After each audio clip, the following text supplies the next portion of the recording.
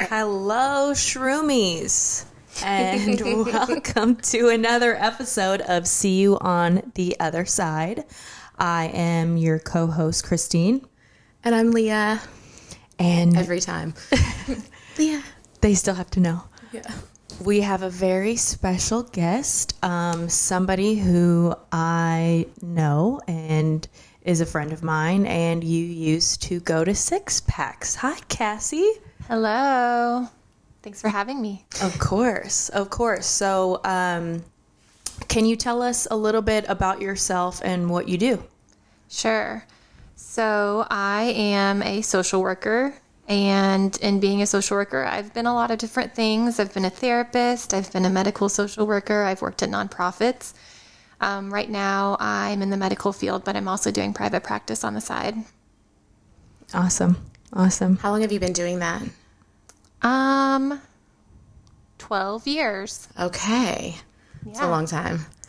That is a long time. Yeah. I know. Whenever I guess I hadn't thought about it in a while. It doesn't seem like that long since I left college. When you like first start doing something and you're like, I've been doing it 2 years, and you feel like a baby, and then like it flies by so fast, and then you're like, oh snap, it's been over a decade. Yeah. I've moved around a lot in that 12 years to different things, trying out different things to see what I like the best.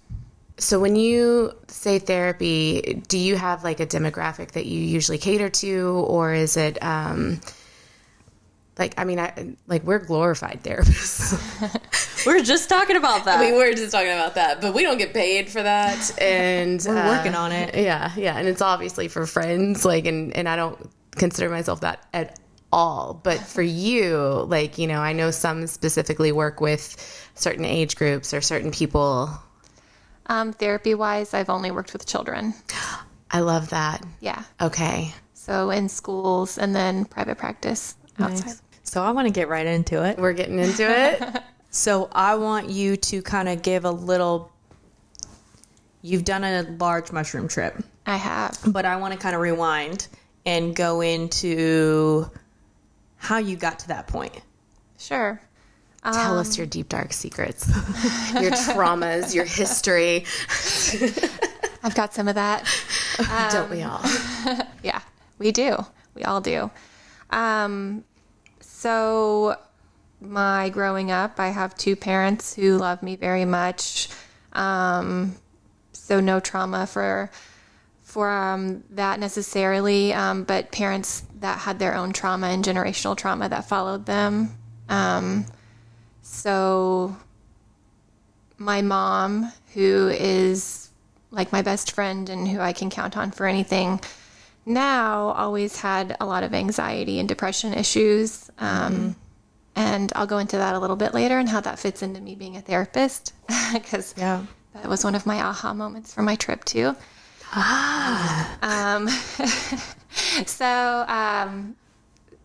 Some passing down of trauma from them. And then some things happened in my childhood and teenage years that really affected me. Sexual assault and from somebody that I really, really trusted and that my family trusted. And then going from there to going down the whirlwind hole of what comes with trauma after that, making the bad decisions and feeling really badly about myself and treating my body and myself like shit. Yeah. When I had my first daughter, I've got a few kids. When I had my first daughter, I was really young. I guess not really young. I was 23. That was me my first time. I say I was a baby. I was That's a baby. still young. That's very young. Like, I'm like, it's not teenage pregnancy, but like no one's ready to be a parent at 23. Your brain's not even fully developed yet. So I feel the You don't even know who you are yet. Yeah. Usually. I feel that. When I had her, I realized, I was really making a lot of bad decisions, and I wanted to better myself for her and for myself so I could be a good mom. I've done therapy. I've tried medications. I've been on medications since I was 14 or 15 for depression and anxiety. And none of it really ever made any difference for me. Ever. I had all of the constant worries and fears, and didn't trust anybody. I didn't care about myself. Cared about myself enough to take care of myself enough for her, but that's about it. Yeah. And so I had a lot going on, and things have gotten better since then. I've really grown up since I was 23. And I have a good life. I have things going in the right direction. I have somebody who loves me unconditionally. But there was still always the trauma that I just couldn't get rid of, and I couldn't shake, and the depression and the anxiety that would not leave me alone no matter what I did. And being a therapist and a social worker, I actually work out of Baltimore. One of the places I work out of is Baltimore, and have patients who have done the Johns Hopkins trial. Wow. I don't think I knew that. I had heard about it. Like last fall, I started here. I talked briefly with somebody doing case management with them who had done it, and I was really interested because she said it was something that changed her life and something that really helped her. And I started reading up on it, and then I kind of just like put it away because I didn't know anything about psychedelics or anything like that. The most I'd ever done was smoke some weed. The gateway drug. And which I did to help with my anxiety. It was never really like a fun thing for me to do. It was something that helped like keep things at bay for me, so I could have fun. That's how I felt with edibles. Yeah. I was just having this conversation with somebody last night where I was like, it was the only thing at the time that turned all the TVs off. Yeah.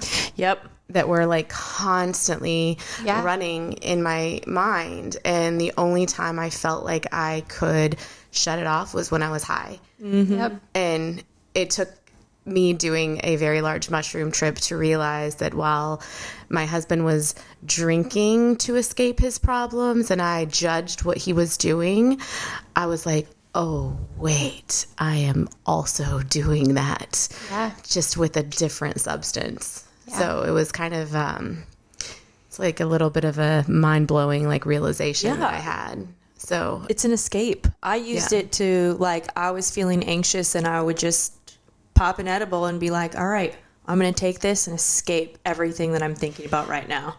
But I also just enjoy this TV show or enjoy, turn off a night with my fiance. That I could have fun because I could not be a fun person. I just couldn't. I could not let myself let loose because there was too much to hold inside, and there was just too much going on. Like a lot of like rigid, like. Yeah. I guess what's interesting about, I don't want to take away from your story, so like we'll pause, return. This is in no way judging anyone who uses these substances at all, because while I do think that cannabis is a safer route to medicine for easing anxiety, like I think that anything can be misused and overused and abused. Mm-hmm. And anything can be used as an escape, not just substances. So I'm just going to put that out there as a disclaimer because I am not judging. And it doesn't just have to be drugs. It could be shopping. Yes, I did a lot of that. Yeah, you did. Did a lot of shopping to escape my shit. It could be anything. Yeah. So. Okay, so continue. You did that to have fun. Yeah, because I could never let loose. I could never be the person that I wanted to be, that people saw me and they talked to me and you can hear my voice. I sound very calm and relaxed when I talk, but I never, ever was. Ever. And I'm glad that you're saying that because I've known you for a minute now. Yeah. And that was the idea that I had of you, but that was also the idea that people had of me. Yeah. So a lot of times when I've shared how much I've struggled, the common response is, oh, wow, I didn't know that. You always seem so put together and you always seem really confident and you seem this and you seem that. And I'm like, just because I shared that version of myself doesn't mean, like, that was a facade. Yeah. That was acting. That was people pleasing. That wasn't Putting on a mask. It was for sure putting on a mask. And I always was like, Cassie's so sweet, and she seems very put together and very level-headed and very just. Well, and I think it's also, I love having you on because you help other people. Mm-hmm. And I think that sometimes we have this idea that our therapists are fine. Yes. Our psychologists are fine. Yes. They're not, they're okay because they have all the right tools. And a lot of times we don't realize that they also struggle. There's always a reason why somebody gets into the field that I'm in. There's always a reason. So that's a good point. I feel like that's even with like medical doctors and nurses. Like there's something they're like wanting to help heal something from their past, whether it be like a family member. Okay, interesting. Mm-hmm. All right, sorry. Yeah, continue. Well, this is going to keep happening, by the way. That's okay. Well, I mean, that's a part. Like I said, I'll get into it a little bit later, but, my path to where I am job-wise was, I think, a lot because I thought that I was an empath, but one of the realizations that I've had is that my mom is an empath, and I don't think that I am, but I know how to take care of them. Wow. Wait, is this a realization that you had after mushrooms? Just last week. Oh my God. Yeah. I thought that I always could.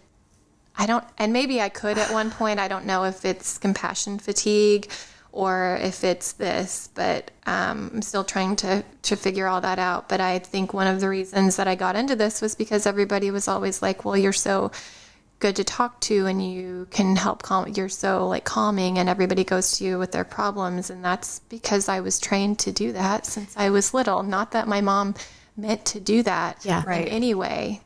But I grew up taking care of an empath. Wow. And I think that's something too that's important that you just said is a lot of our parents did the best that they could with what they knew. They didn't know what we know now. Yeah. And now that we know that, we start to have realizations about our parents and maybe some of the toxic things that they did that they didn't really realize were toxic. Yeah. I realized that with my own mother, who I love very much and I look up to, and it's not an insult. It's you don't know what you don't know. And I think we're learning that now, and we're learning how important the topic of mental health and taking care of yourself. So let me ask you this. So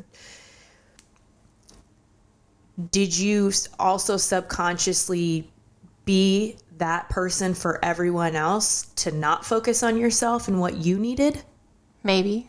Ooh. Because that's how I was. I don't know. I haven't thought about that. I've definitely never put myself first. That was one of my mushroom realizations like a few months later, because they'll keep happening. But I thought my purpose was to be that for everyone. And then I was like, yeah, you're being that for everyone. It's a distraction because you're not being it for yourself. Yeah. And how can you be that for everyone when you're not showing up for yourself? Show up for yourself first and then give out whatever. But so you're reading all of these studies, but then it kind of takes a back seat. How did it come back? I saw Christine's post on Instagram. Wow. And about that I did mushrooms. Yeah. Mm-hmm. I was like, somebody that I know very well. And, I've known people who have done mushrooms before. They're all like my hippy dippy friends. I didn't know anybody that I currently hung out with or in the real world that held steady jobs and weren't in college, that did it. And so I saw her post and I reached out to her that day and was like, you have to tell me more about this, because I'd seen the Johns Hopkins study. I'd seen the results from their study that they released last year. I believe that was last year. And then she put that, and I was like, okay, I need to know a personal story. I was ready at that point to do anything to feel better. That's what's interesting, because I have had a lot of friends do mushrooms. And several years ago, I had a friend who was like, oh my God, you got to do mushrooms. I think it's the best thing in the world. I didn't do it with her. But no one ever came to me with this healing information. Right. Yep. Like, It you was always, hear like, about fun at the concerts. Yes. Yeah. So I didn't, like, and that's where I was like, no, I don't want to do that. Yeah. And had she said several years ago, like, it really helped with my anxiety, it really helped with my depression, I think I would have been more open to looking into those things. But kind of what you're saying, like, I'm like, it wasn't until I talked to someone who had done them for mental health reasons that I was like, wait, what? Yeah. But Excuse me? But that's why it's so important that for people to share their stories. So for you to share your story, for me to share my story, for you to share your story, because I think I really, and we can get into this later, but I've really thrown people for a loop talking about this so openly and publicly, because I'd never even smoked a joint before. Yeah. I'd literally never even had done that. And I didn't realize that mushrooms and psychedelics could be used in that way. And if somebody had shared that with me, and someone did, Me. And then you were that to her. Yeah. right. But that's why, because I saw your post and I was like, this is interesting. This is interesting. And then we met up and I'm like, what are you doing? Because not trying to be weird, but That's how I felt when I saw Christine too. She was like glowing, and I was like, "Oh my God, what did you do?" Wow. The last time I had seen Mushrooms. her, she was sick. She was sad. I think at that point when I and again, I was on antibiotic for over a year consistently. I had rashes all over my body. I just looked terrible and bloated, and I would often come into the gym crying because I just felt so awful. I never thought you looked terrible. I just knew you looked like you didn't feel good. Yeah. But it's hard in that environment because people are looking to you to be a certain way. So I felt a lot of pressure because it was even hard for me to get out of bed. Yeah. So then I have to go into, my gym, a gym that I own, that I'm expected to show up in a certain way and be like, I feel like shit, and then be like, hey, everybody, so I'm doing great. I love my life. So did you feel that same pressure?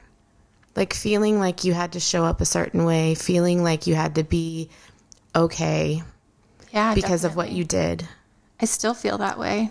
Okay. I mean, I am doing better now, but I can't show up looking a mess to see a client for therapy. Yeah. Because we want to model behaviors for them and model different things, especially with kids. And it was hard some days, especially after having kids. I had really bad postpartum depression and anxiety too. And so going back to work after them was awful. And that's another thing that's not talked about enough is there's so much conversation about leading up to the baby. But then you have the baby and then no one you don't get any help anymore. And that's the hardest part. Yeah. I struggled with postpartum depression with my last child, not my first two. So it was very hard to recognize when it hit because I was like, what the fuck? Like, not expecting. The thoughts are wild. It went on for a year before my husband realized that's what it was. He was like, I think you might be depressed. And it was my first ever experience with depression. And I made a post. I almost sent this to you. This was like last year that I made this post. But I was like, I used to think depression was a chemical imbalance. And I think you know, my life on the outside, what you were saying, looked very good. It looked very peaceful. I always thought you were perfect. And I get that, but I hate that because I was crumbling inside, but I felt like I had to keep this going. Like, people think my life is perfect. If they know that I'm struggling, they're gonna be like, what's wrong with you? You have everything. And that is kind of, I've had friends say that to me, like, Yeah. compare. And I'm like, it's not a comparison, but I was like, you know, it's just a chemical imbalance. Okay. Like, I can't help that I'm feeling this way because there's something wrong with my brain.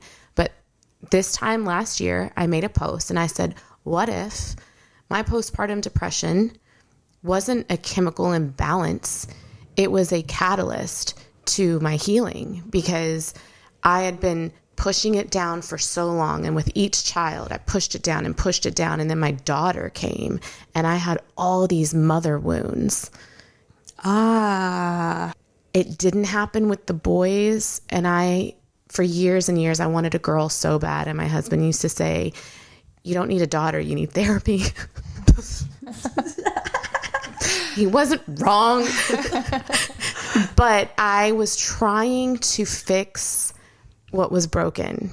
And that was this mother-daughter relationship that I never had. And I wanted to emulate and prove that it could be done. So I hate to say this because I love my boys. It's not anything like that. But like, it was very different with them. Like, I wasn't trying to live up to this certain standard or prove that something could be done. I needed to have a daughter so I could like see what was so broken in my relationship with my mother, and to see if I could fix it. Sorry, I'm going down a little rabbit hole here. I'm sorry. But that's when I was like having all these realizations that like, oh my God, it wasn't a chemical imbalance. It was literally just my body telling me that there were some wounds that I needed to address. And they kept getting louder and louder and louder. Mm-hmm. I don't think it's a chemical imbalance anymore. Mm-hmm. I think it's trauma. And I think it's your body's way. And we've talked about this before. Your body keeps a score. Yeah. Never read the book, but I totally... It's great. It makes sense. I get what it's going to say. Like, I understand it, because I'm like, that's what my body was doing. It was like screaming at me to fix it. Yeah. Yeah. And so many moms, like, all they wanted was to have this child or to have kids or whatever. But then oftentimes when we have kids, they show us what our triggers are because of how we respond to them. Yeah. Yeah. Which is interesting, because if you think about kids live fucking authentically. Like, they just show up, and whatever they think, they say, like, they are just authentically themselves. Oftentimes where it gets fucked up is we diminish them. Well, because it triggers us. Exactly. And we tell them to do less because of our triggers, and our triggers are caused from our trauma. And then it gets passed on, and then it gets passed on, and then it gets passed on. And granted, Kai's going to have trauma. Your kids will have trauma. Your kids will have trauma. That's just going to happen. But I think just, again, holding a mirror to ourselves and continuing to work on ourselves and continuing to evolve, like, that goes far, far, far, far, far. So when you had postpartum depression, did you take medication? Yeah. I got back on medication then, and it took the edge off maybe, but it didn't really fix it. Just kind of numbed it a little bit. Yeah. And that's what medicine's always done for me. It's never been a fix. It's always made it a little bit better, but I never really felt good. yeah. So, all right, where were we? You see Christine's post. You're like, what are you doing? So we meet up and I talk to you. Yeah. I was all in already at that point. Wanted her to get me hooked up with somebody that could help. And then I did my trip. Can I ask what that was like? Like, what was your experience like? We've talked a little bit about ours. I'm very curious what yours was. What was your intention, if you're willing to share? And yeah. My intention going into it looking back, I would probably make it different, but I think the outcome would have been the same because even though I went in with an intention, it showed me what I needed to see. My intention was to just be happy with what I have because, like I said, I felt I had everything. I have everything that I could ever need or want, but I couldn't enjoy it and I couldn't be okay with it. And it was really hard for me to accept that. I know, it makes me emotional. I know, I'm sorry. Okay. So I went in with the intention that I would be okay with things and learn how to be okay with things. What I came out with was a little bit different than that. My trip was awesome and beautiful, and it took a really long time to get there, probably because of my control issues. I was gonna interrupt you because, you know, we've talked after. Yeah. And you shared that you kind of, because I did the same thing. You kind of avoided it. Yeah. Because I thought it was going to be something totally different than what it was. I thought it was going to be scary or that it was going to show me the things that I had done wrong that I needed to fix. yeah. And so I was sitting there with my guide and, like, I don't think this is working. This isn't working. Like, I'm not, I don't know what to do. I just took 5 grams, but I'm immune to it. I'm not fucked up yet. So I don't know. I guess I just... I was like seeing colors and seeing all the beautiful things, but I was like, okay, but I was trying to like get into the trip part of it and it just wasn't happening. And I'm not sure what changed it. I remember thinking to myself, like, don't waste this. Like, this is, you've been waiting to do this. You've been wanting to do this. Don't waste it. You don't know when you'll get this opportunity to do it again.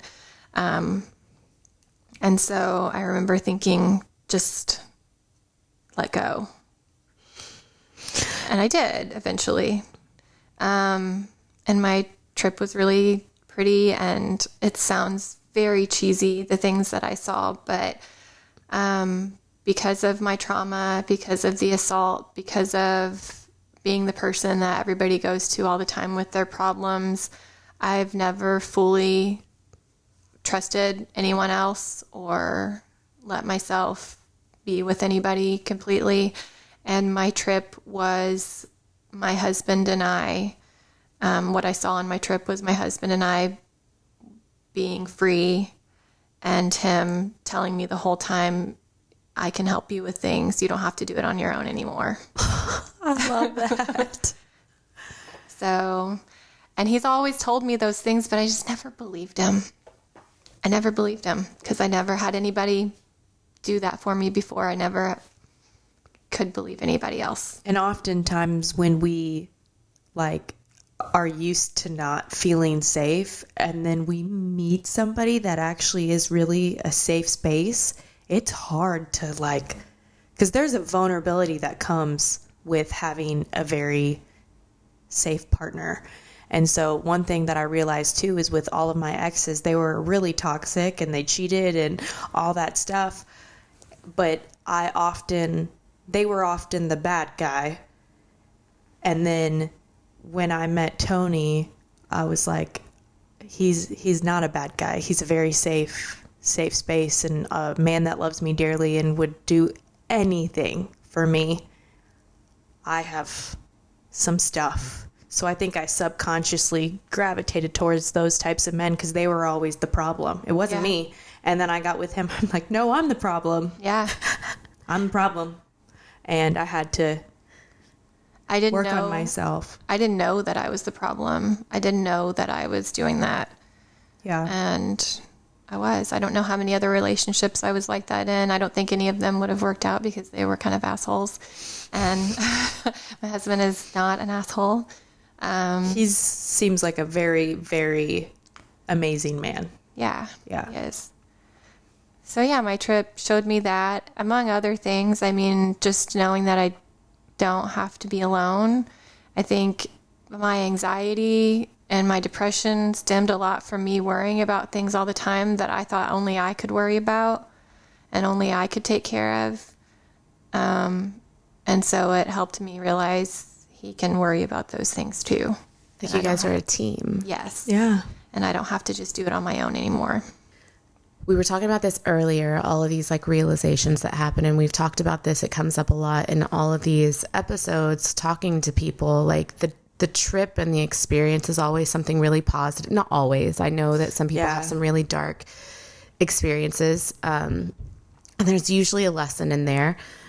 But what I find interesting is after every large trip, the lessons and the realizations just keep coming. It's like, it's almost overwhelming at times because it's like there were these puzzle pieces all over. And then every week you can find another piece that goes somewhere and you're like, this makes sense. This is where this goes. It's like connecting dots that you weren't able to connect before.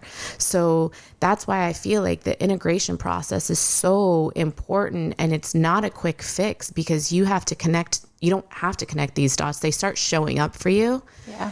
And it's up to you to figure out what to do with that. Yeah. It's been wild. Like the memories that I've unlocked that I pushed away or forgotten about, and not all of them are bad. I mean, some of them are really good memories. It was funny. I had a really funny memory that I remembered that I had pushed away from whenever I was really little. And I had told my cousin, who I'm really close with, about my trip. And she's dabbled in things before, but we'd never really talked about it. And I was texting her about this memory that I had, and we were laughing about it. And she goes, yeah, that's just the mushrooms unlocking stuff for you. That's a good way to put it. I think, so I feel like the realizations, I haven't done a mushroom trip, a large one, in like 10 months. So it's been a while, but these realizations keep happening. But also these. Oh, they still happen? Oh, yeah. Because I'm like 6 months in and they're still happening. When is it going to stop? No, I don't think it ever stops. I think it's I kind of love that. I know. It's like this medicine that continues to give, but you're not taking it every day. Yeah. And it one of the realizations I had the other day is like, we talk about this medicine as a way of helping heal, but what I also think it's doing is it is helping us connect to ourselves. Yeah. Definitely. Before there was so much piled on that we were so out of touch with ourselves. That's why what you were saying earlier about the kids being so authentic and being so free, they don't have the life experiences that we do piled on top of the other. And what's interesting, I know you work with kids, but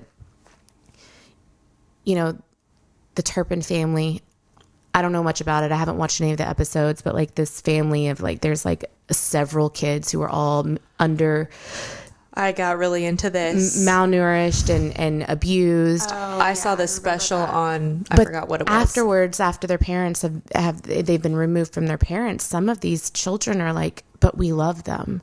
And so as a child, even if you're in a very toxic household, you still have this craving of connection with your parents, and you don't see them as bad people because they're all you know, and they're supposed to be doing this thing for you. I said this in an episode and you brought this up, and I had this realization. See, they still keep happening, but just wanting to be the best for your kids, and being depressed and anxious and not emotionally available was something that I didn't realize was doing my children a disservice. Yeah. I wasn't a bad mom. I wasn't an abusive mom. I wasn't a toxic mother, but I wasn't okay. Yeah. And you think about that further down the road, and that would have messed with my kids because I would have been that mom that was never okay. And I don't think people think of it like that enough. The way your mom, like the way you were saying, your mom is like a wonderful person, but she had her own demons and she struggled herself. And the way that you had to internalize taking care of her. I mean, that has to I'm like, it has to affect your life. It did. It like literally led you to being in the industry that you're in. Yeah. Right. Taking care of people who were sad. And I mean, not sad. It's more than that. Yeah, definitely. I don't think that I would be doing what I'm doing right now if it wasn't for that. I've trained my whole life for it. The realizations you had with your mom, did that come after mushrooms? Yeah, that was just last week. Oh, yeah, that's what you said. How long ago did you do your trip? It's been 2 months, I think. Okay. So I did my trip, and then for about a month afterwards, my mind felt like the freest that it's ever felt. That's what I was really looking forward to, because I'd read about how much it helps with anxiety and fixes serotonin levels and things like that. And so I had that, and I didn't have those thoughts that were going through my head all the time. I had like realizations and moments, but I didn't have constant panic. And it kind of started coming back, probably because of things going on in the world. The world's a fucking shit show. But within that first month, I've always like taught people to meditate. Never been able to do it myself. Can't get my brain to shut off long enough to do anything.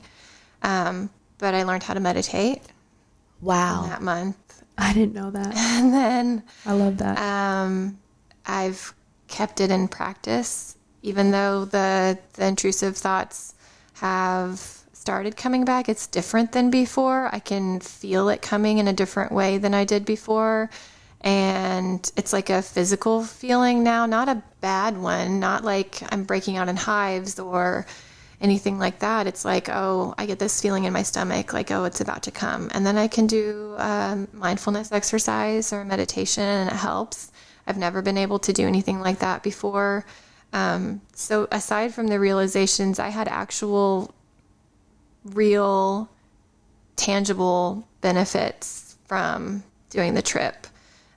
They stopped all the thoughts. They stopped the wild thoughts that I thought at night about all the people that I love dying. And oh my gosh, I used to do that too. And would randomly cry, like thinking about Tony dying. And I'm like, and then I'd be like, why would you think about him dying? The nightmare. You're crazy. Yeah, I'd have nightmares about it, and I'd be up all night worrying about things that people don't need to worry about.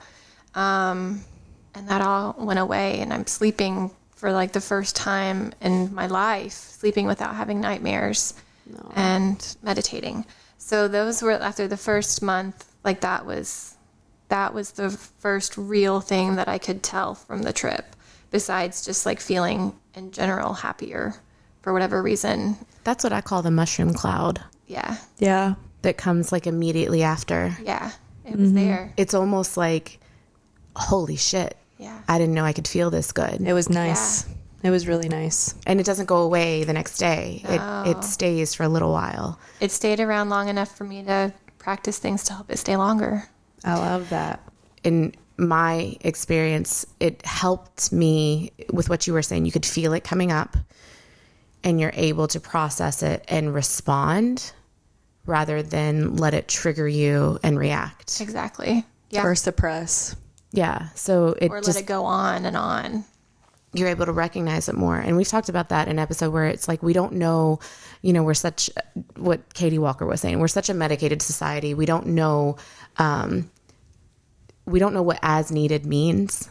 Yeah. Because we just take something every single day. And I think that this puts stuff on pause long enough for you to become in tune with your body and your triggers and your emotions. And it allows you, it's literally that thing that everybody keeps saying. It's like a fresh slate of snow.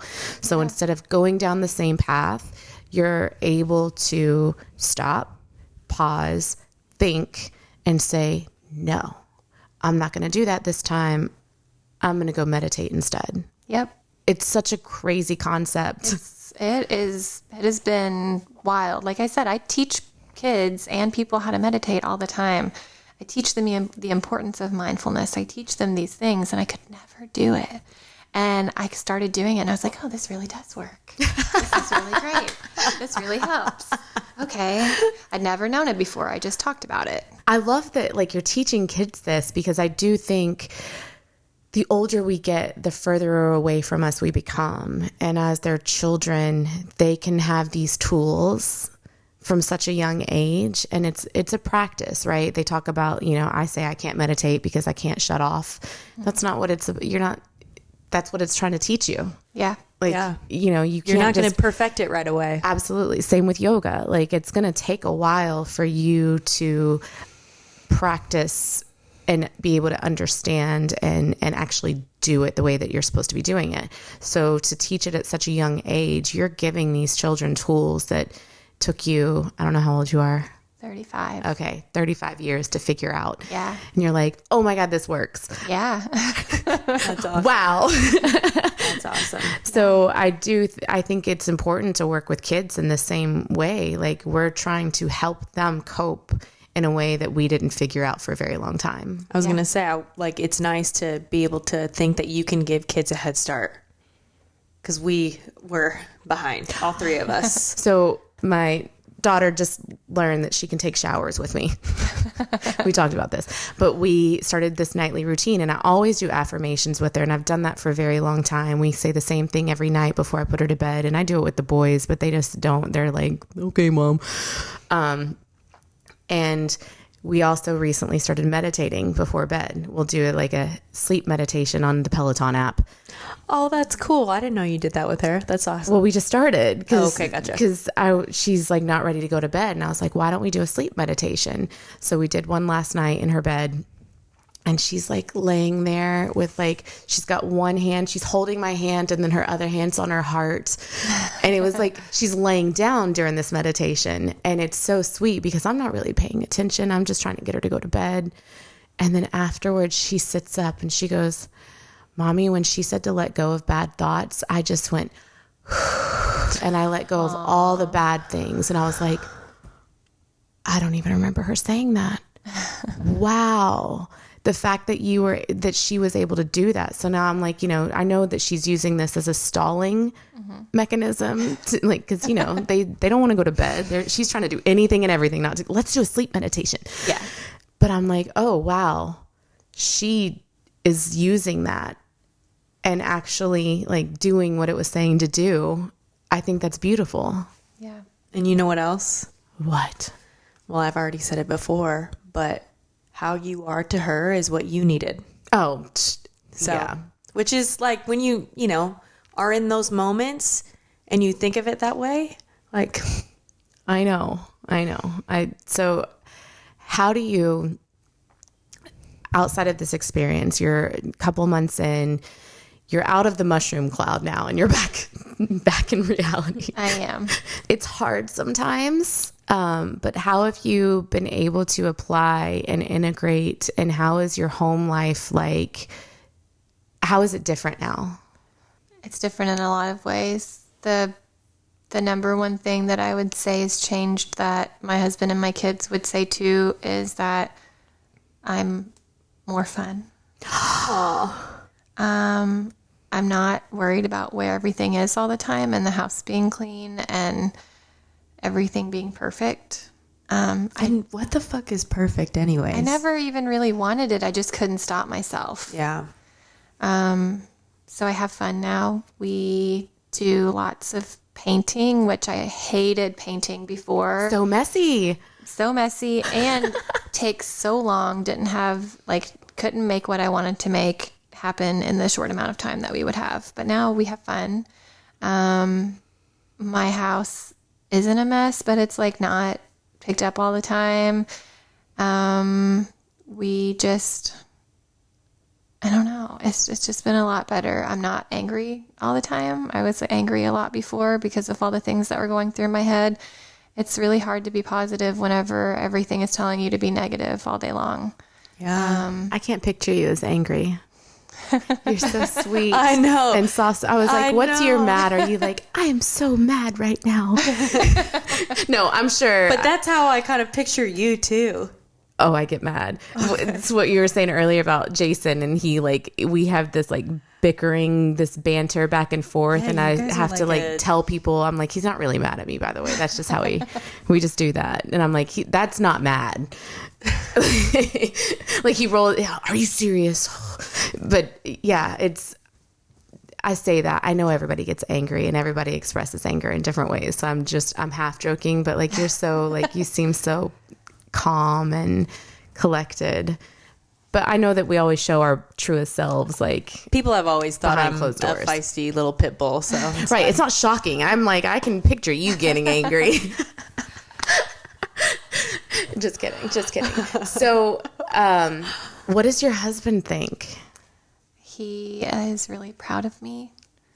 And he for was doing it. He was really supportive in me doing it, because he knew that I was kind of at the end of my rope with dealing with all the things. And he knew, I mean, I could confide in him before, but now it's just different. We have more of an open relationship. Before, I would do things and get mad that he wasn't doing them. It's really petty and dumb. I know a lot of people who do that, though. I used to do that. Same. And our communication is better now. I can verbalize what I need better than ever before, because I didn't verbalize what I needed before. I just verbalized what other people needed. And in general, he can just tell that I'm not in my head all the time. So it's helped your relationship a lot too. Yeah. How old are your kids? 13, 11, and 3. Wait. You guys are so like you're stacked like the way that my kids are. Oh, really? Yeah. Because how old are your kids? 14, 10, and 5. Oh. All girls or Yeah. mine's boy, girl, but it's a lot. Yeah.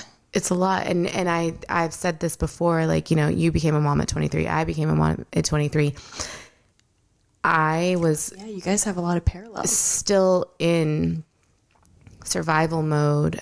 I was still a kid, and then putting motherhood on top of that, like I never had a chance to come out of it.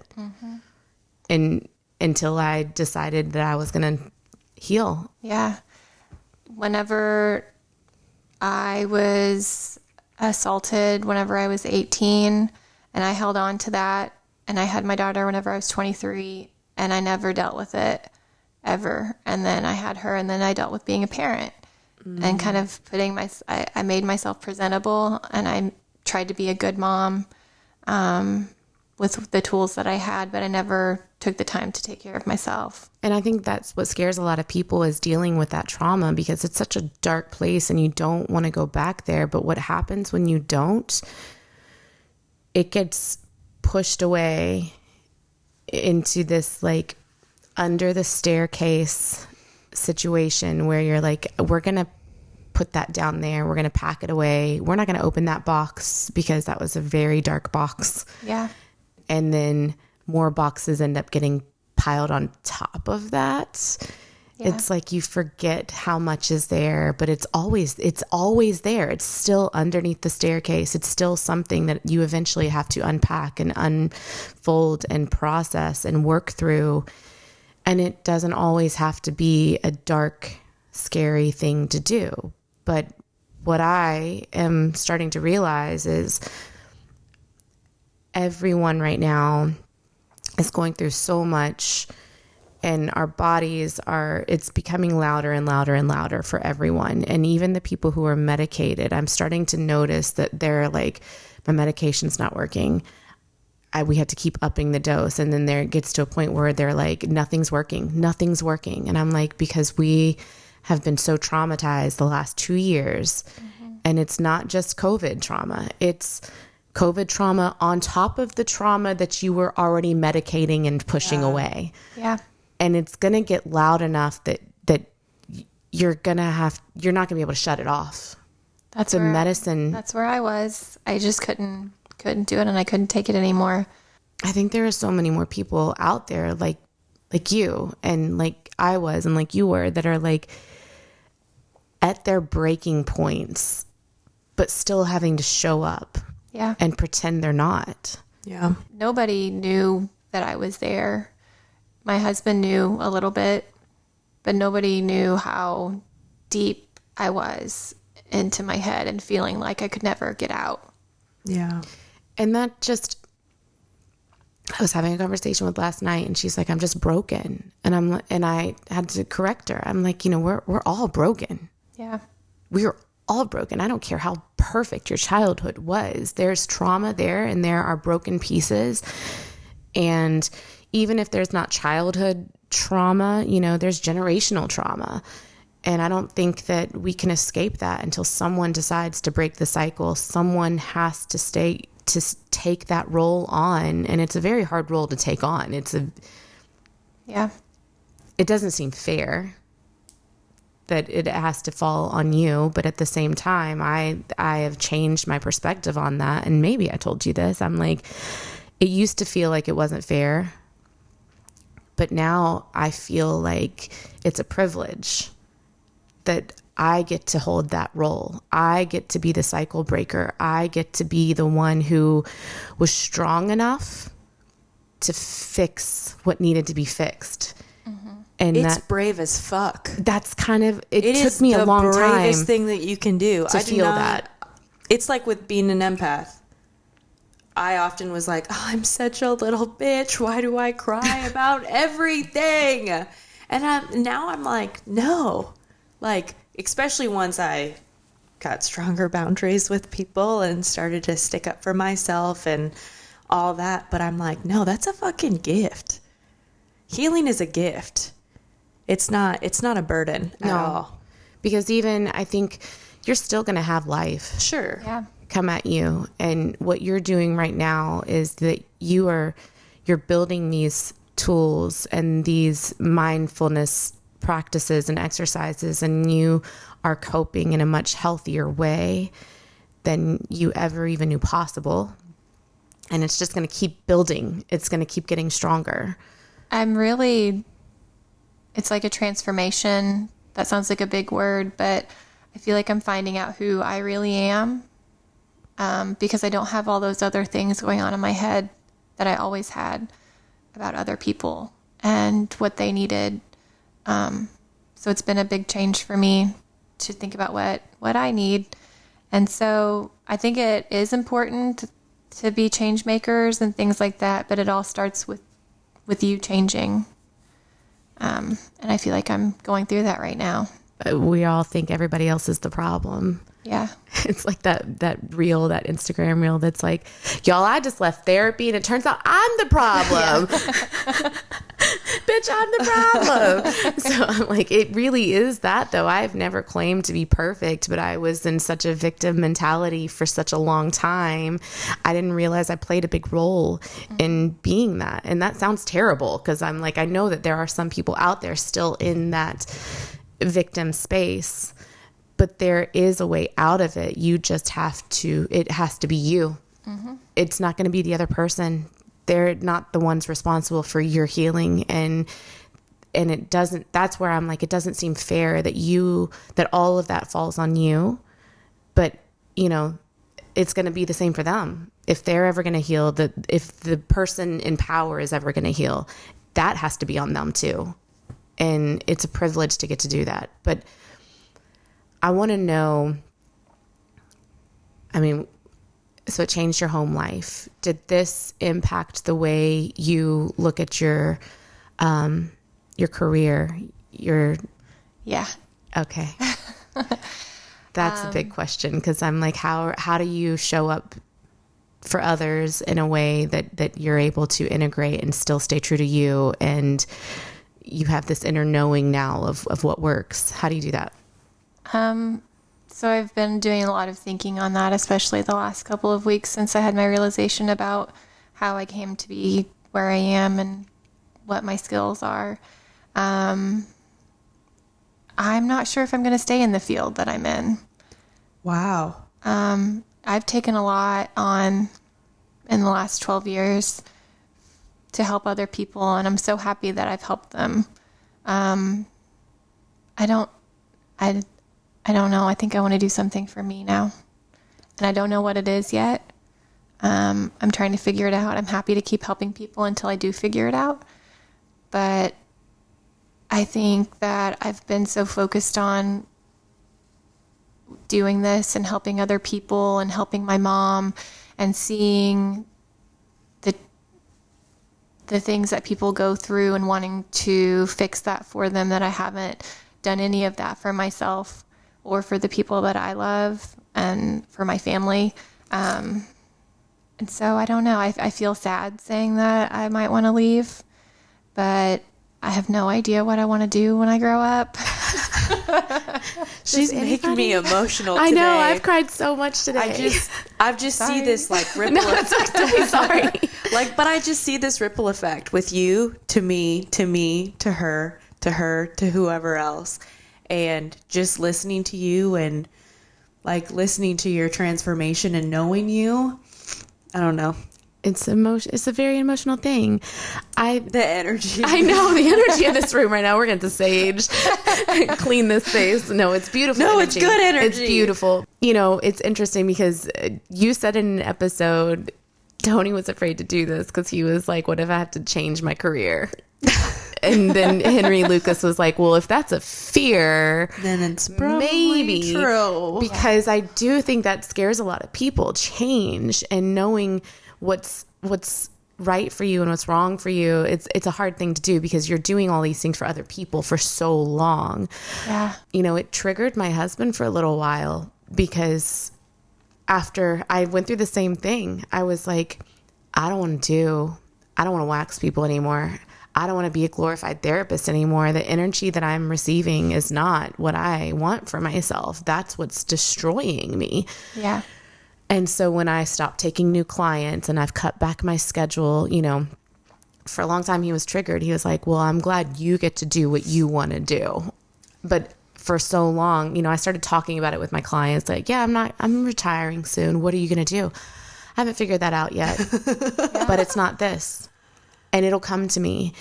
People were probably like, what? Oh, they still do. Because I'm going to let my witchy side come out, my wooey weird side, because there is this practice of letting go that you had to do with mushrooms and you have to surrender and let go and let the experience be what it's supposed to be. And mushrooms are such a mirror of life.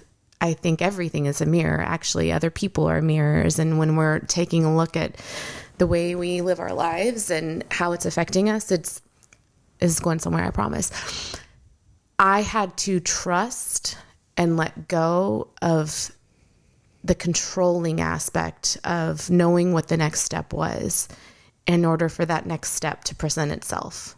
Mm-hmm. Because I was like, I have no clue what I want to do, but I know that I'm going to dip my toe in all of these different aspects of, I'm going to play around. I'm going to experience life. I'm going to take some classes. And I went through this with my kids. Like I did a lot of art and creative stuff just to try to figure out what brought me joy. And this is going to sound crazy, but I knew that it was going to be something in the psychedelic space. I was being drawn to it.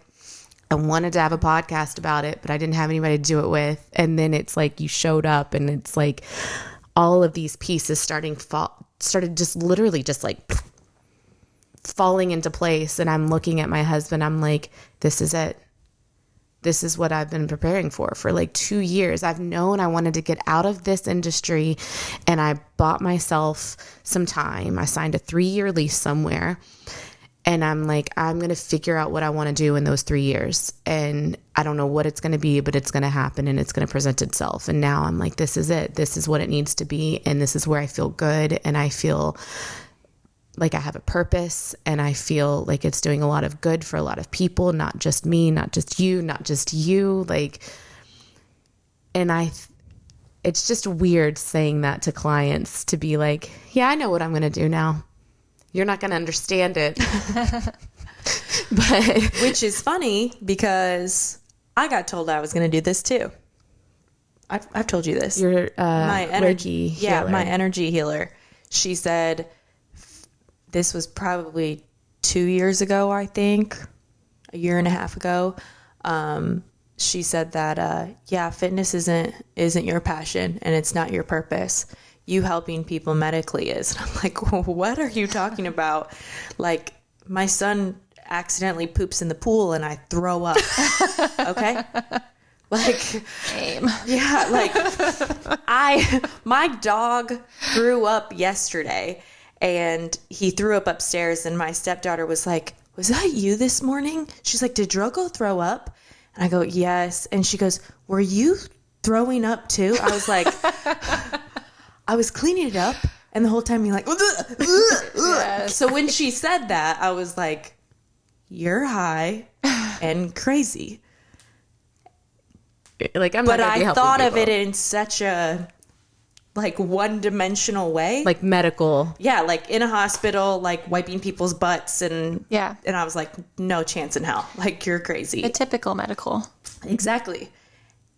And now I'm like, wow, she was right. Just in a totally different way than I thought. It's never what you expect. No, same and with so mushrooms. I want to say this to you because it is a practice in letting go and trusting in the universe or God or whatever it is that you believe in, and knowing that the right thing will show up. If you and I do think it's important to play like you're playing with your kids. Like, it's important to dabble and find yourself and find what brings you joy and find what brings you peace. And if it feels good, lean into it. So, I felt like for a year I was having an identity crisis because I was doing things and then I would stop because I was like, yeah, that's not it. That's not what I want to do, and he's like, you got to figure something out. Like, yeah, I'm like, I'm not there yet. I'm practicing. And when it shows up, I'll know. And for a lot of people, that's really like that bothered him so bad because I didn't have a plan. Mm-hmm. I don't think any of us do. And I don't think you can. If you want it to feel good for you, you can't. I mean, maybe some people do. I don't know. Maybe some people know exactly what they want to do with their life. But I think for so long we do things for other people. Oh, God, I heard this TikTok. Because that's where I get all of my... I have a love-hate relationship with TikTok. I love TikTok. Me too. And it was this motivational speaker, and he was like, when you wake up or, you realize you want to be a doctor or a lawyer or whatever, like, that's what you want to do. He was like, something like, that's a disservice. Where you're lucky is when you have no idea what you want to do, and you just go and keep experiencing thing after thing after thing while figuring it out. And I'm like, that's a really beautiful way to look at it. And I never thought about it like that. You just keep doing different things until you figure it out. We keep talking about being babies in this space. And I'm like, it took me 2 years from my first mushroom trip to like figure out what I was going to do when I grew up. I don't know how else to say it. That makes a lot of sense. I don't think I ever really knew what I wanted to be when I grew up. I just did what other people told me I would be good at. 100%. And so I did it. And here I am thinking, I don't think I want to do this anymore. I don't know what I want to do. I want to live out in the middle of nowhere and have a garden. She kind of does, and it's awesome. I do have a garden. Her house. I almost brought you guys zucchinis today, but I forgot because I have too many. Oh my God, you should have. No, I literally love her house. She lives out in the middle of nowhere. So many times about selling this house and going in the middle of nowhere, homeschooling my kids, like learning how to garden and live off the land. And I'm like, because we're not going to survive. My kids would not survive without the internet. Yeah. And I hate that. And what are you you're going to homeschool them and be like, all right, kids, today we are going to learn about psychedelics. Absolutely. First chapter, LSD. Open your books.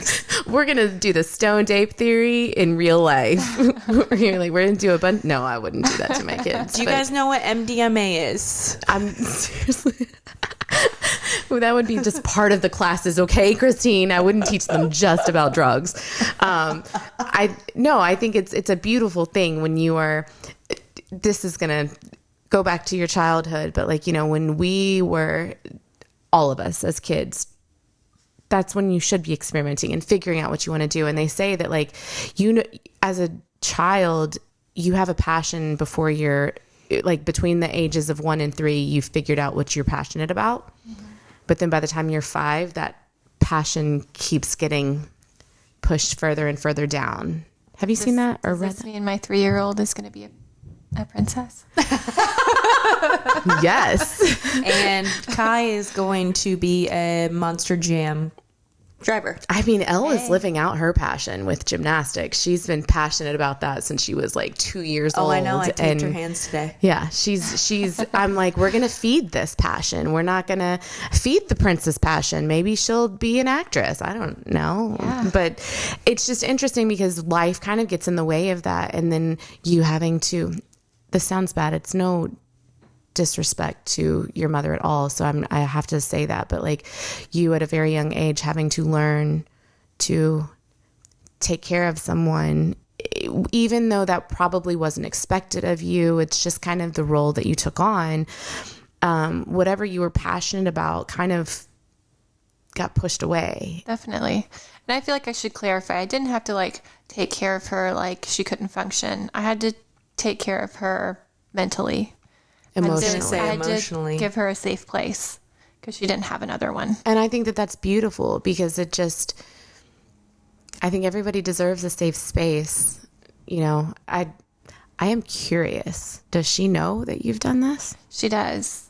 What does she think? She was really supportive, which I was surprised. My mom's been through a few different phases, like really, really into church, really into... she's never been somebody who would condone the use of an illegal substance. But I explained to her, and I had her watch the Fantastic Fungi on Netflix. And I told her, you know, this is what I'm going to do. And this is all the research behind it. And, my father-in-law has some experience as well. And so he was there for the conversation and was talking about it too. And she was just like kind of floored at first, but then she just said, I just didn't know that you were feeling that way. And if this is going to help you, I want you to do it. Oh. And then I did it. And now she wants to do it too. Tell her to message us. Oh, I love that. That's so beautiful. Yeah, I love that too. Isn't that awesome? And I think that that's like the biggest thing in this space is sharing our stories and not just having people curious, but like living by example. Yeah. I would tell anyone to try it, honestly. I mean, over a certain age, you know, if you're struggling, I would have never, ever thought that this would be a solution for me, but it's changed my life in so many ways that I never thought that I could live so freely. I mean, I still have, you know, debt. I have student loans. I have to have a job. I have these things, but in my head, I'm free. Oh my gosh. I'm like, I know, I'm getting chills because that is kind of, it's what it feels like. It just feels like this freedom that you don't get from alcohol. You get it momentarily from smoking. Yeah. And that's what I was always chasing, is that momentarily, that moment of freedom, that few hours of freedom. And so I guess, you know, I've had a friend, not really wanting, like she gets curious and then she backs away, and then she gets curious and then she backs away. And she's someone who smokes all the time, but this scares her. And I'm like, okay, first off, you get high all the time. If anything, if it doesn't work, then you're just going to feel high and you're going to feel really good. Yeah. And you do that all the time. So what's the harm in that? But if it does work, the same thing that you're smoking every night to escape from, you're not going to have to do that for a while. Even if you only get a month of that mushroom cloud, to me, that is so much better than smoking every night to get that for a few hours. But I think people are scared to change. I think people are not happy and, you know, may not feel content, but the unknown is much scarier than what they're comfortable with. It's not the experience they're afraid of. They're afraid of like changing. Yeah. They would have to change things in their lives. Happens afterwards. Yeah. They would have to actually Like, if you feel a certain way, there are things that you need to do differently afterwards. So I had to break a lot of patterns, and it put a mirror up to me. And I was like, oh, shit. I think that kind of is it. That's exactly what it is. It's showing you what you can do to help escape the prison that your mind is in. Yeah. Has nothing to do with anybody else. Yeah. Ever. It has to do with how you handle yourself with other people, and not handle yourself, but how you handle your emotions with them. I think, like, I know Christina said this too. I haven't lost any friends yet, but I've definitely stopped doing things that I don't want to do. That was going to be my next question, is if you've gotten any flack from friends. No, I've gotten or judgment, or a little bit of judgment, yeah. But then I came back with, you drink all the time. Yeah, and I think I too, did this for 8 hours. Right. I think too it's so important that these stories are being shared, because people have these assumptions when they don't even know about information. Like I've shared with you, I've lost, a friendship over it, but I'm like, would it hurt you to you haven't even listened? Yeah. Or I haven't even spoken to you about it. I just told you that I did this, but you don't even know any of the context behind it. And you're judging it, but you don't know what you're talking about. You don't even know, but you drink, or you do this, or you do this. And again, it's changing the conversation about drugs. Yeah. Because we all do drugs. Right.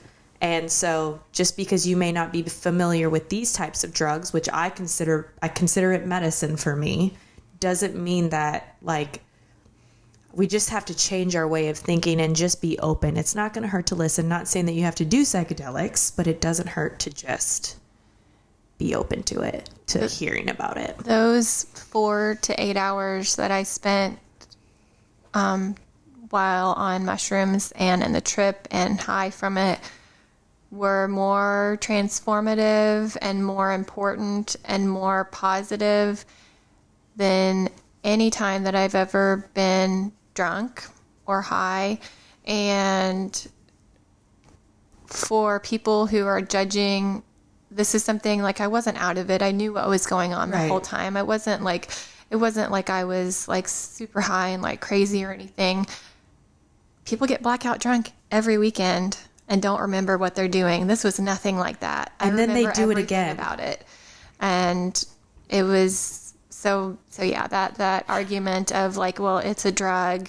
Yeah, but it didn't harm me, and it didn't cause harm to anybody, and it only did good. So what was their response back to when you were like, yeah, but this, bam, bam, bam? Honestly, not a lot of response. And the communication is kind of, we haven't lost touch completely, but it's just not something that they want to talk about with me.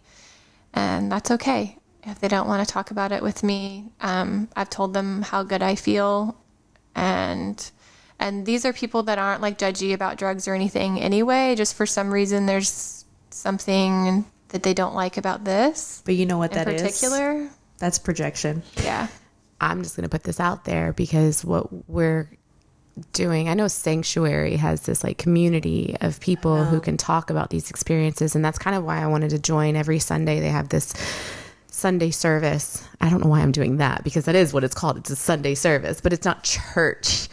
You go and you are listening to other people who have had these experiences, and it just kind of helps you recenter and know that loss of community, that loss of connection with friends who just don't understand. That's hard when you're I had a really great experience and you guys don't even want to talk about it. And I'm healing.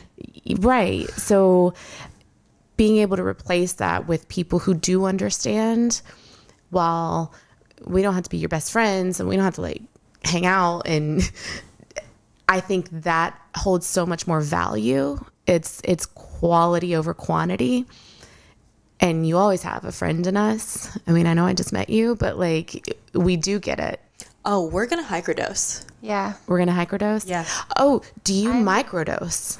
I just recently started, and I've been doing it, I think, since the beginning of July, and just like every 4 or 5 days. I did do it more whenever I was on my period. I wanted to say that while I was on here too, because the depression and anxiety really hit me that week. And I think that maybe I have premenstrual dysphoric disorder, and I never knew that before because I was just always depressed. But the last 2 months during my period have been like that's when it comes back, and I'm like, okay. But then this last month, so I've had 2 periods since it. This last month, I microdosed during it, and it did improve what I was feeling. Yes. You are so much more in tune with your body right now. I am. I had never noticed that before, or maybe it's because I just felt like that all the time, but it was like very obvious, like spiraling down the depression hole. And I was like, why the fuck am I doing this? I haven't felt like this in a month. Like, why is this happening? And then my period started, and I was like, okay, I think I need to microdose today. So we've talked about protocols with microdosing before, and I do think that like after you've done mushrooms, everybody beforehand is like such a let me do it every other day or every 2 days, and I'm going to follow this very strict protocol with microdosing. And then after you do a very large mushroom trip and you realize, oh, this is very different than microdosing. Microdosing helped, but one of the things my psychiatrist said whenever I started to feel untethered was to start microdosing again. And it kind of brings you back to the lessons that you learned. It brings you back to your experience. And that's why I microdose when I am feeling untethered, when I am feeling like a spiral is about to happen. And what's interesting and what's really freaking cool about this is before, when I would go through these like spirals, they would just hit me out of the blue. Like the second time I ever had a depressive episode, I didn't know I was depressed until I was already depressed. Now I can feel these things coming right before they come. Isn't that crazy? It's crazy, but I really think it's because I'm not medicated. I'm more in touch with my feelings. I'm more in touch with my body. I'm more aware of myself and my surroundings. And so I'm able to pinpoint before a spiral happens. And we were talking about communication, and one of the biggest, most beautiful things that's come out of this is the communication that happens between my husband and I. I'm going to get emotional again. Fuck. He's since done 2 trips. They brought us closer together, but not because of the experience, but because of the communication parts of it. We can tell each other when we're feeling disconnected. That's powerful. Like you can feel a disconnect when you're like, we haven't had a date night in a while. Life is getting in the way. Like I can feel us drifting. We need to do something to come back together. And when we don't make that a priority, we keep drifting and we keep drifting and we keep drifting. And then the spirals start happening and then the fights start happening. And we're like, I remember the last time this happened, I was like, I told you I was feeling disconnected and we didn't do anything about that. You agreed you also felt disconnected, but we didn't make a priority to fix that or to connect in some way. So now we make date nights a priority. We make quality time a priority because when we feel disconnected, we're very open and honest about it. And another thing with communication is I can tell him when I'm spiraling. Like I feel like I'm about to spiral and I don't need you to pull me out of it, but I need you to hold my hand through this. And it's like incredible the way that we talk with each other now and our communication. Never. You know this about our relationship before. Like I could not come to him with anything about how I was feeling or what he was doing, and just having that safe space and that line of communication and that understanding of like, when we're spiraling, we can be a team. That's our biggest thing. Like we're on the same team. I can't do it for you because he'll spiral sometimes. I'm like, I can't pull you out of it, you're going to have to do that yourself. But I'm going to support you and I'm going to hold your hand through it. And that's all we can do is just be there for each other. Definitely, like the connection to the people that I love and the connection to myself is stronger. And it sounds like that's what you're talking about, like the connection to knowing what's going on instead of just having to guess. Yeah. And communicating that. Yeah. Old me used to do what you said. I would be upset about something, but I would keep it to myself. I used to get mad, like, he doesn't even know me. He doesn't even know what I like. Like, he doesn't buy me gifts that I like. And it was always this, like, he should know me by now. He should know me by now. And then after mushrooms, it was like no, I'm going to make him a birthday list. I'm going to make him a gift list. We have a shared notes app where, like, if there's something I want, I add it to the notes because I shouldn't have to expect him to know these things about me. But that's a really good idea. Yeah, we've tried like the gift apps before and stuff, and those don't really work. So we just have a shared notes app, and I'll add a link to it. And so I'm like, birthday, go to the notes. Anniversary, go to the notes. Christmas, go to the notes. That's a really good idea. But I'm so doing that. I used to have all these expectations of he should know me. He should do this. He should just know when I'm angry. Now, when something comes up, I say it before it festers and it grows and I blow up. Yep. And that took a while for, I think, him to even understand, because he'd be like, I feel like you're mad at me. I'm like, if I was mad at you, I would tell you. Like, I know I didn't do that before, but knew me after mushrooms, Leah, like, I will let you know if you say or do anything that hurts me. I'm not going to be mad at you for no reason. I'm going to confront it. I'm going to tell you, and I'm going to give you a chance to fix it before I spiral. Sorry, that's my little side tangent. It always happens. It always happens. But I think it's beautiful, and you're 2 months out from your experience, and I just want to say it's going to keep, the realizations don't stop. No.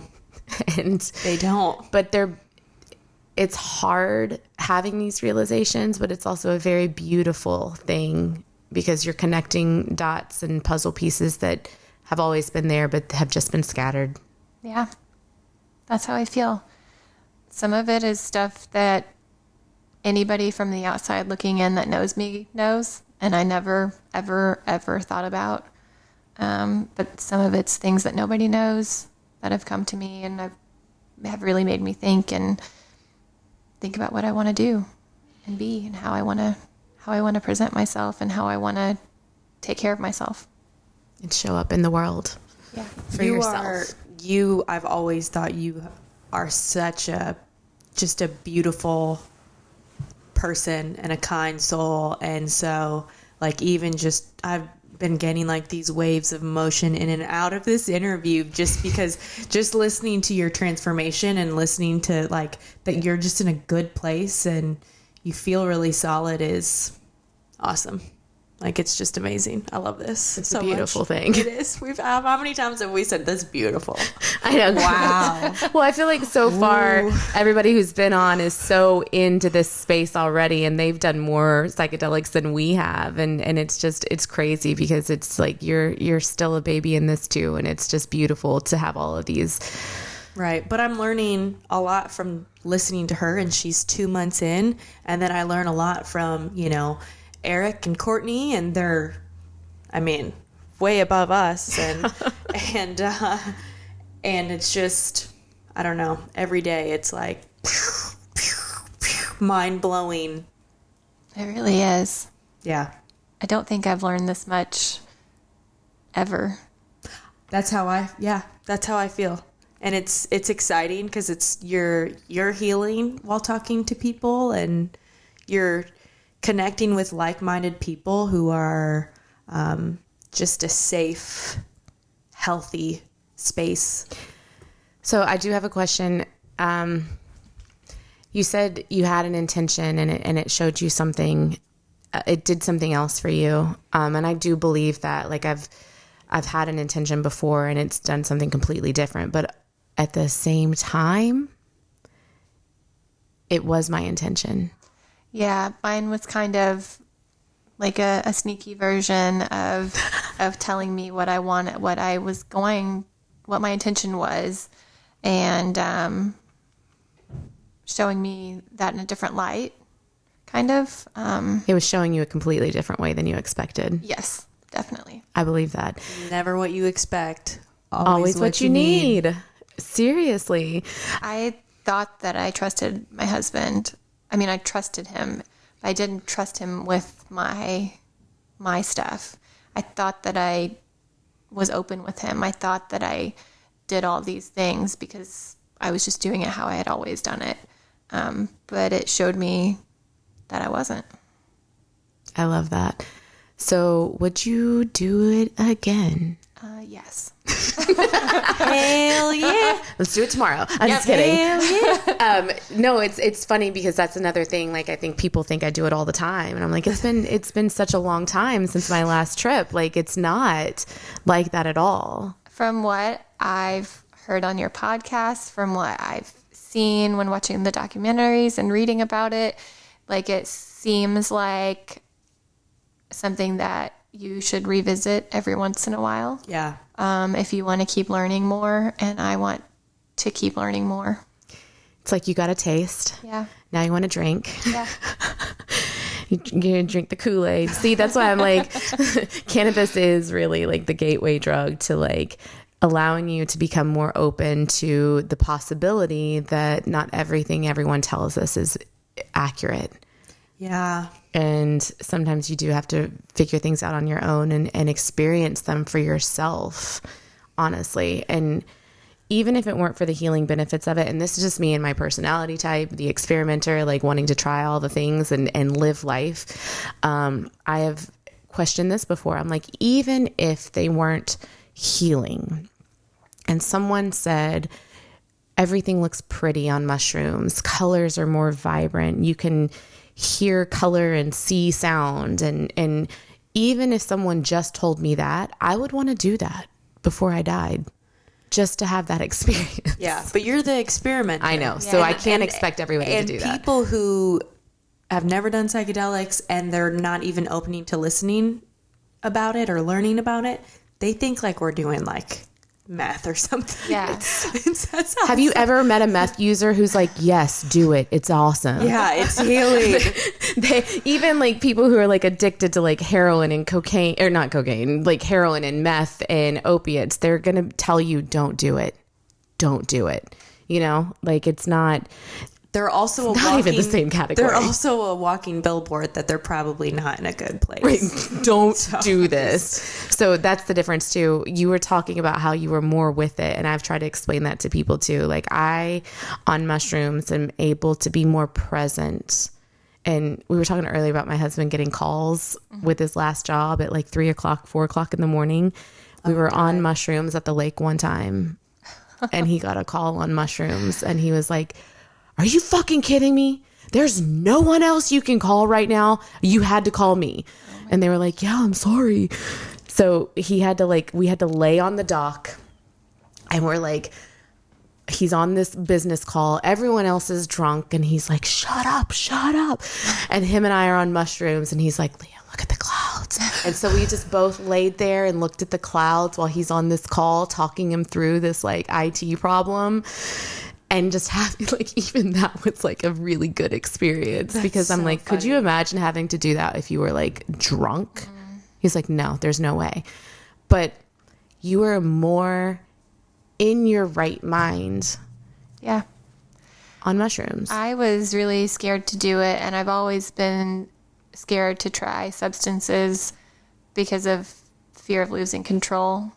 Fear of, I think maybe the assault made that happen even more. Fear of losing control over somebody doing something to me, or even sometimes me scared that I would say too much or feel too much if I did it. And so I was really concerned about that before going into this, but I was really surprised during my trip.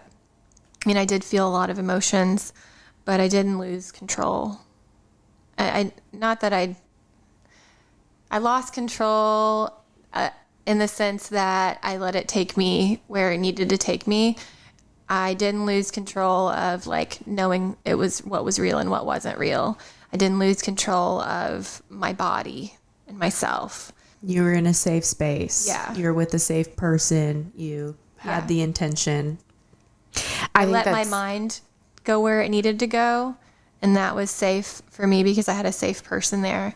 But with alcohol, like I've been blackout drunk before lots of times. Same. I've definitely used alcohol in the past to help with anxiety or depression or to make myself like more acceptable socially, because for whatever reason that is acceptable. But with this, it's just a totally different, I could think through things. I could see things. I could get up and go to the bathroom if I needed to, you know. Yeah, completely different. And so I want people to know that because I thought going into it that I was just going to be like in another world. Thank you so much for sharing your experience. And I know that probably took a lot to say. And we want to be like a safe space for people to open up to, but we also are very understanding and know that like outside of this, it's not a safe space to openly talk about this. There is the stigma still. There's still the judgment and the misinformation and the misunderstanding. And, you know, I think we're very lucky, Christine and I, that we don't have bosses, you know, who could fire us for being so open and honest about it. We would be getting fired. Oh, 100%. Yeah. I wish that I could tell everyone and that I could let everyone know what it's done for me. But then I also have the fear that I will lose my job or something else. Yeah, it doesn't make any sense, but, you know, we'll keep you safe. We'll keep you private. Yeah, and I'm glad that you still were willing to come on and share your story because I think that matters so much. It has a ripple effect and a good one. Yeah, you're doing big things. Well, thank you. You guys are too. You're going to do something. So I cannot wait to talk to you in 2 more years and see where this experience has taken you, how much further it's taken you in life, in your career, in what you end up doing. Yeah. I love it. I'm looking forward to finding out too. That's the thing too. Like, I feel like every time we have these experiences and these realizations, it's almost like, oh my God, I'm doing so much work. I can't wait to see where I am a year from now. Like, even though it's really hard work, it's still exciting. It's still exciting because we're like the progress that we've made. Yeah. One mushroom trip can feel like 10 years of therapy. And I'm like, it would have taken 10 more years to get to where I am now. It's a fast track to yourself. Yeah. I think. I agree. I love that. Do you have anything you want to say to the listeners and the creepers? She said earlier, who says that? Like, they call their YouTube watchers creepers. Yeah. I love that. Yeah, I listen to a podcast where they do videos too, and they're like, hello, listeners and creepers. I love that. Hello, shroomies and creepers. Yes. So anything, do you want to add anything or have anything to say, closing thoughts? My closing thoughts are to be open with what Christine and Leah are telling you about and having people on the show to talk about. You never know what might change your life. Wow. I love you. And you also never know who is struggling. Yeah. Never. Because I think we all are. Thank you for closing that out. You want to share YouTube? You know the details more than I do. Oh, yeah. So we have a YouTube now, and we're going to start putting things out there. We're going to slowly put our episodes out there, but eventually they're going to all be video. You made the page. I know. I think if you just search on YouTube, See You on the Other Side podcast will show up. Yeah. I think. I forgot our username. I know. That's why I'm like. Well, so many things are See You on the Other Side or See You on the Other Side podcast, so I don't remember if it's. So either way, you can't go wrong. Search us, find us on YouTube, subscribe to us because that's how we'll gain traction, and rate and review and subscribe to our podcast at See You on the Other Side podcast on Spotify, Apple. What did you say you listened to it on? Amazon? I listen to it on my Amazon Music. And Okay. please share it with your friends. Yeah. Share it with somebody that you think could benefit from this. Yeah. And let's grow this baby. Love it. High five. High five. All right. And we will, I know, it's super weird. We'll see you guys on the other side. Bye.